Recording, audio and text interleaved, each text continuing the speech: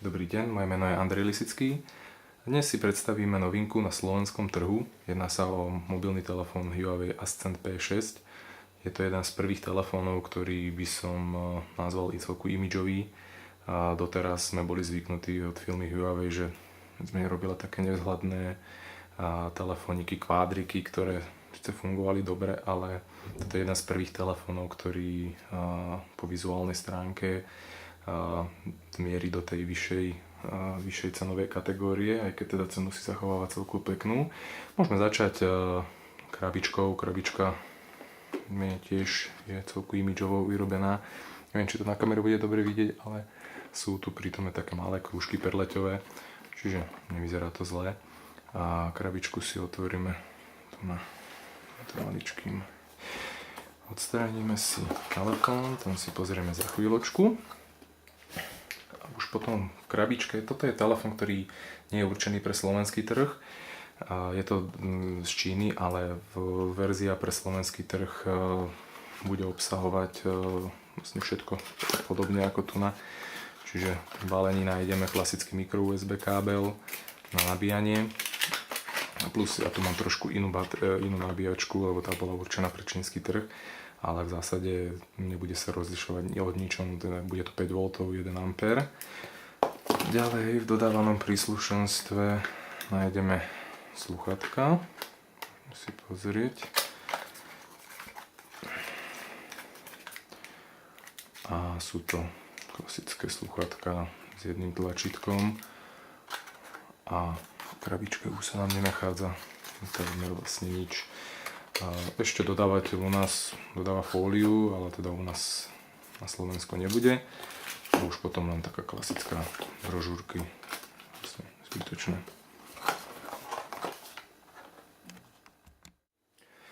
Môžeme sa pozrieť na zariadenie.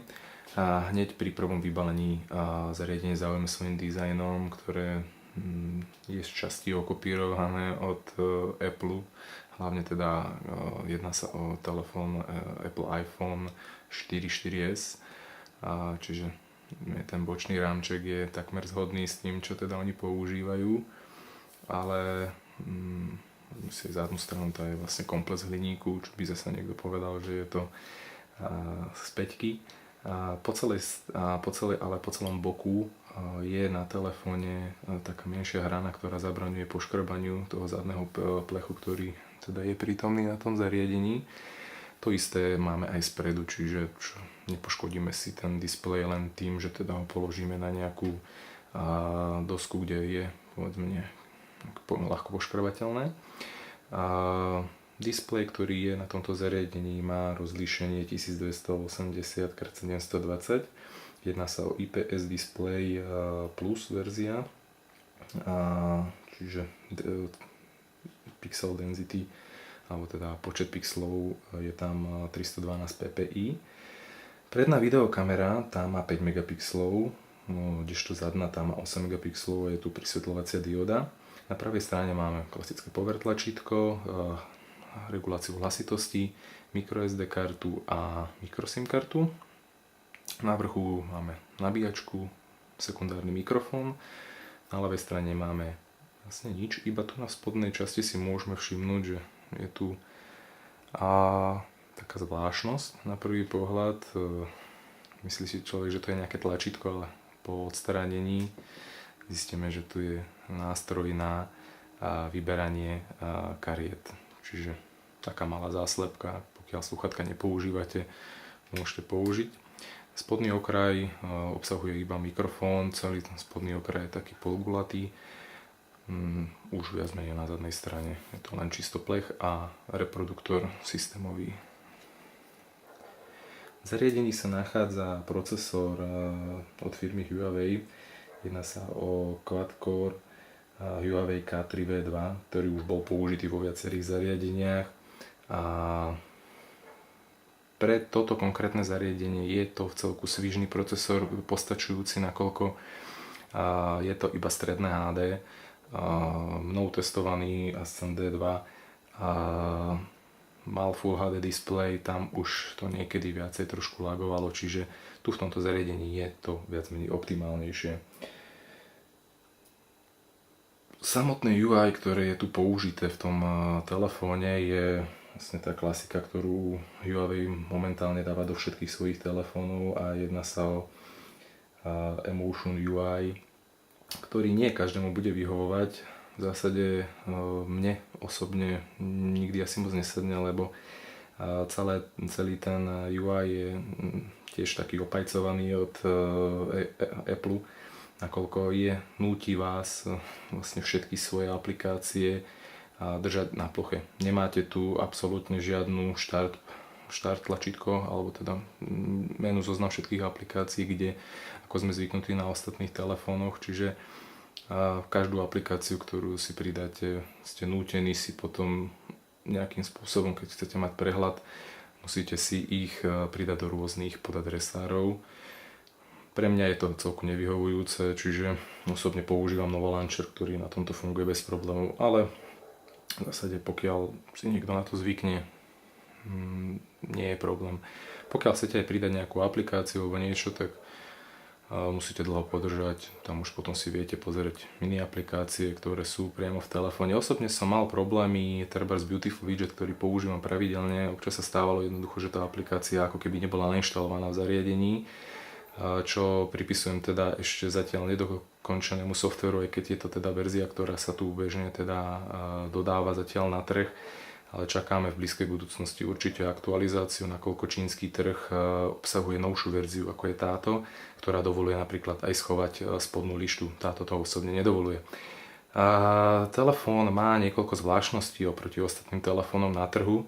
Jedna z tých zvláštností je, pokiaľ si môžete všimnúť, tu som schválne nechal ešte jednu aplikáciu, alebo teda beží na pozadí aplikácia, ktorá sa správa, takže kontroluje aplikácie, ktoré najviac vypíjajú zariadenie. Čiže keď si stiahneme lištičku, môžeme si všimnúť, že tu máme aplikáciu, ktorá nadmieru používa energiu.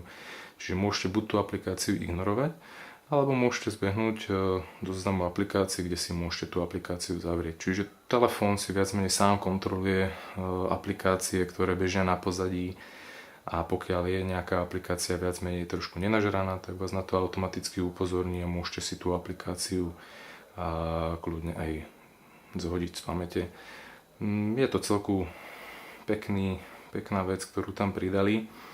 Celé to UI toho telefónu je také černo-biele, jednofarebné.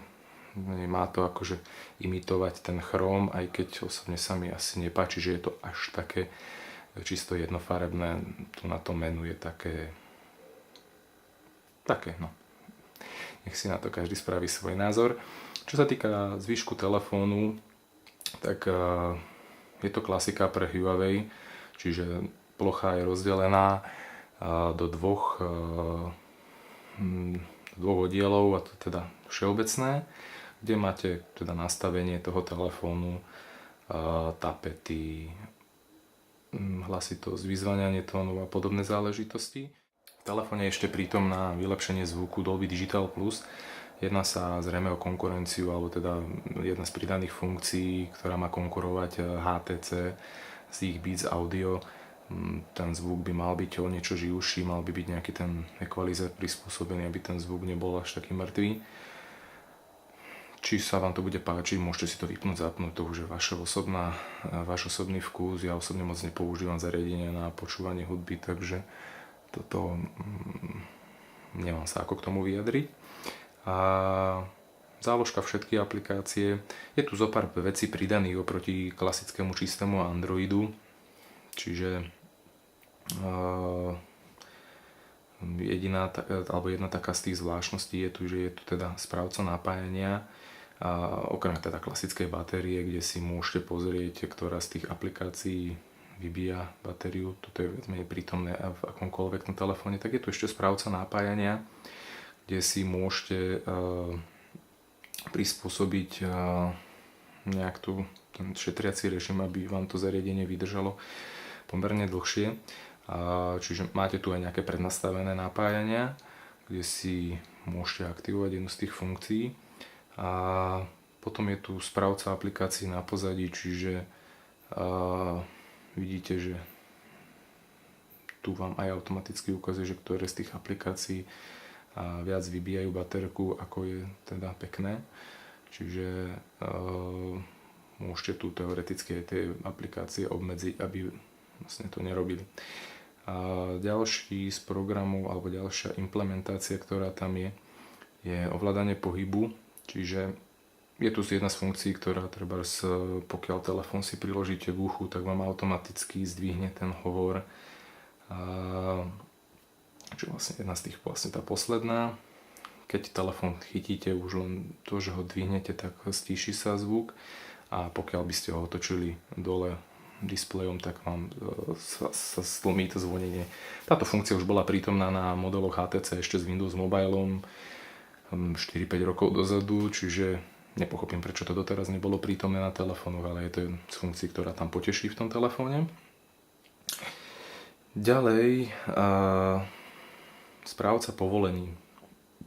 V zásade každú aplikáciu, ktorú spustíte alebo nainštalujete, si automaticky žiada od systému nejaké prístupy, čo v klasickom Androide viac menej nemôžete kontrolovať, pokiaľ nemáte nainštalovanú na to aplikáciu.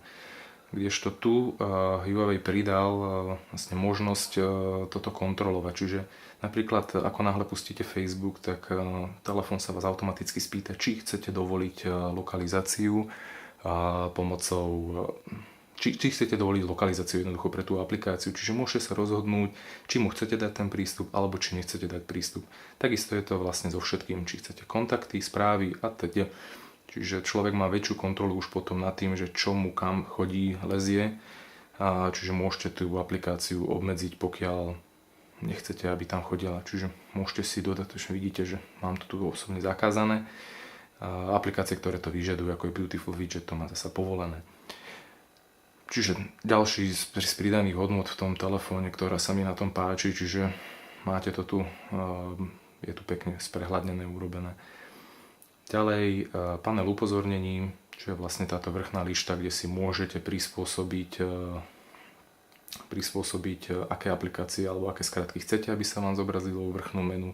Môžete si ich tu preusporiadať, čiže môžete si tie aplikácie poprehádzovať, prispôsobiť si to, ako vám vyhovuje. Ďalej, už viac menej tu teda nie je prítomné nič. Teda ešte jedna vec je tu režim rukavice, čiže pri tomto režime by mal byť citlivejší displej, ako je to napríklad na Galaxy S4, kde tiež v základe je to vypnuté táto funkcia. Čiže v zime by mal byť ten displej responsívnejší a mal by teda lepšie reagovať, aj keď teda máte nejaké rukavice.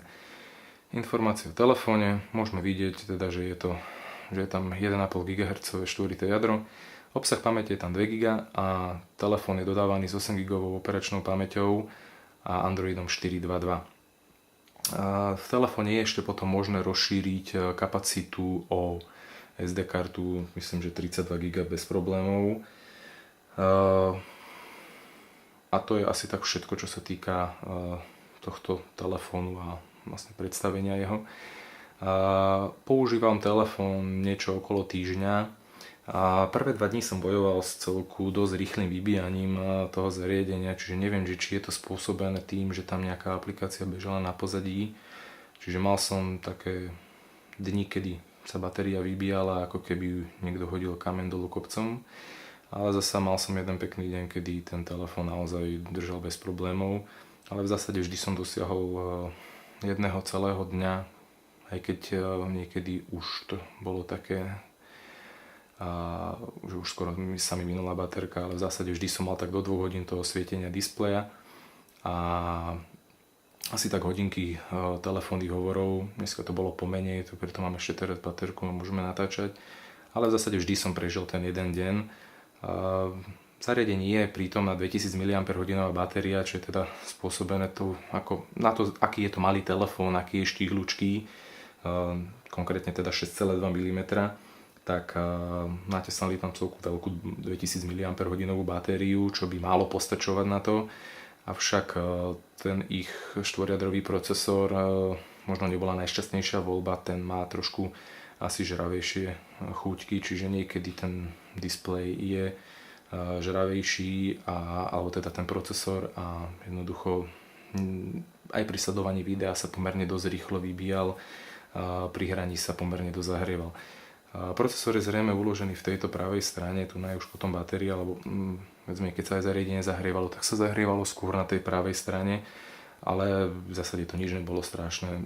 Hry tam bežia bez problémov, čiže čo sa týka tohto, s tým som nemal absolútne žiadne problémy. Môžeme si pozrieť aj nejaké testy. Môžeme začať kvadrantom.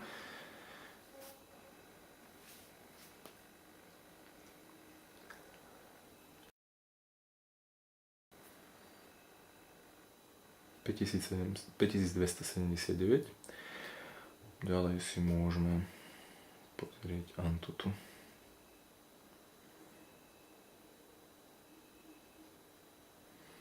To bol test, ktorý som skúšal už predtým, ale môžeme si to dať ešte raz pre istotu.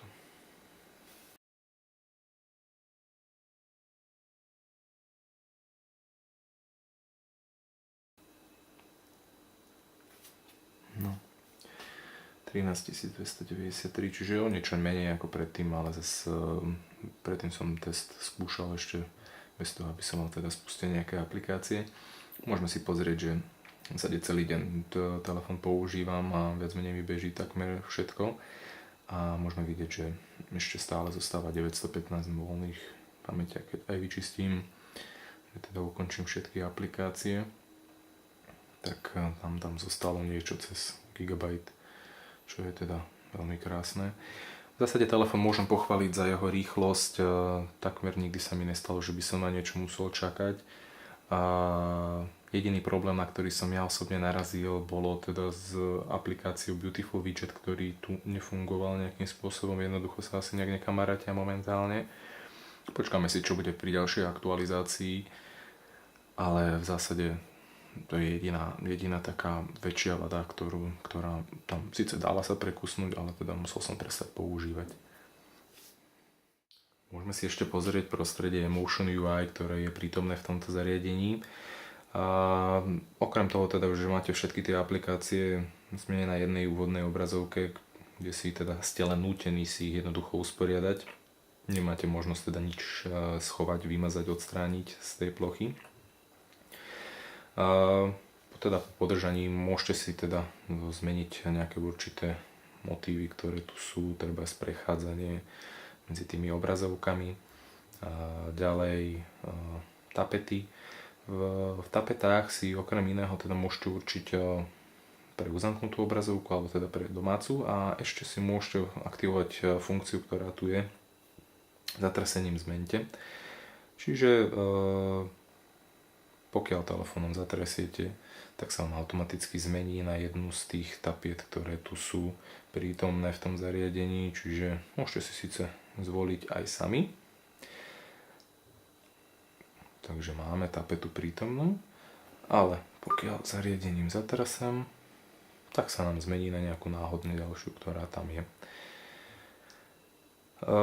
Miniatúry, máme zobrazovanie všetkých obrazoviek, ktoré tam sú. Jednoducho si môžete určiť, ktorú obrazovku chcete mať ako domácu, alebo si môžete teda pridať nejakú ďalšiu, po prípade odstrániť. Takisto si môžete obrazovky preusporiadať, čo je viac menej ale funkcia pri všetkých momentálne asi dostupných zariadeniach. A ďalej sa v zariadení dajú meniť teda určité profily, alebo teda motívy.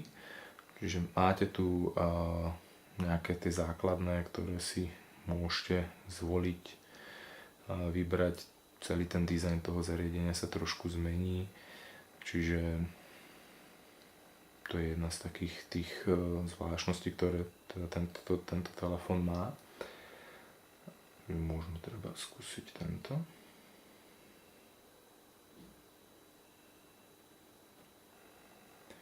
Okrem iného, ak sa nemýlim, tak by sa nám mala zmeniť aj odblokovacia obrazovka, čiže nemáme tú, čo sme mali doteraz, ale máme tu na jednu z tých zvolených. Čiže to je jedna z takých tých vecí.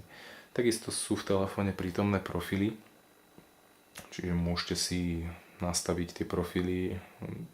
Je to taká viac menej momentálne pridávaná tá funkcia do tých telefónov, čiže viete si zvoliť jeden z tých, ktorý tu je, alebo si viete to ešte prispôsobiť, čo konkrétne chcete od toho profilu, čo má robiť, aký jas má byť a podobné záležitosti. Čiže pre niekoho super vec, pre niekoho zbytočnosť, viac menej je to na vás. Výhoda telefónu, keďže je pomerne dosť štíhly, tak osobne mi ani nevadilo, keď som telefón používal v kryte, čo v zásade ja väčšinou nemám rád, ale kryt, aj ktorý je teda originál dostať k tomu zariadeniu, ktorý je teda priamo od Huawei, celku pekne sedí, aj tá priehľadnosť, aj ten dizajn je celku vyvedený, čiže to môžem pochváliť. Môžeme si ďalej pozrieť fotoaparát. Odblokovacia obrazovka vlastne hneď ponúka možnosť buď to teda odblokovať alebo vstúpiť do fotoaparátu. S fotoaparátom som chvíľu tak akože mal som s tým aj problémy, že mi raz vytuhol, ale v zásade to asi bola nejaká chvíľkový problém. Teraz máme aj nižšiu batériu, takže v zásade mám problém odfotiť alebo s bleskom. A jediné, čo som si všimol, či je to chyba softvéru alebo čo, v zásade mám tu celku pekné podsvietenie alebo celku pekné svetlá, ako si môžete všimnúť, ale aj tak sa mi takmer vôbec nepodarí urobiť ostrú fotku a ako vidno, tak aj teraz mi vytuhol. Čiže neviem, či je to teda len problém mojej jednotky, môjho softvéru, aj keď je to teda oficiálny softvér stiahnutý priamo zo stránok Huawei, ale toto je vec, ktorá tu ako si nefunguje, ako by mala. Možno pomôže vyčistenie alebo teda úplne vygumovanie zariadenia, ale toto je vec, ktorá mi tu už bola druhýkrát, takže celkovo keby som mal nejak zariadenie zhrnúť, tak jedná sa o veľmi vydarený kus, aspoň teda po dizajnovej stránke, ktorý sa určite v firme Huawei podaril. Na toho, na koho je cielený ten telefón, čo teda väčšinou teda bude zrejme manažerská trieda, tak za tú priateľnú cenu, za ktorú ho viete zohnať, čo je vlastne od 350 do 400 eur podľa toho, kde to beriete. Je to podľa mňa celku dobre stanovená cena a dostanete veľmi kvalitný kus zariadenia, ktorého jediná chyba momentálne je asi len nedotiahnutý softvér. Ak toto firma odstráni v najbližších aktualizáciách, myslím, že je to jeden z veľmi vydarených kusov, ktoré môžem odporučiť. Naozaj to spracovanie toho zariadenia je výborné. Čo sa týka dizajnovej stránky, tak je určite nič tomu telefónu nemôžem vytknúť. Ako používal som ho, aj ten rozmer, ktorý výrobca zvolil, je celku vyhovujúci a veľmi dobre to zariadenie sadne do ruky. Nemal som nejaký pocit, že by mi chcelo vyklznúť to zariadenie a veľmi dobre a veľmi rýchlo som si zvykol na to zariadenie, čiže môžem iba odporučiť. Odo mňa je to na dnes všetko. Ak sa vám video páčilo, môžete mi dať palec hore. Ak máte nejaké otázky, môžete mi napísať pod video. Ak budem vedieť, odpoviem vám. A majte sa pekne. Dovidenia.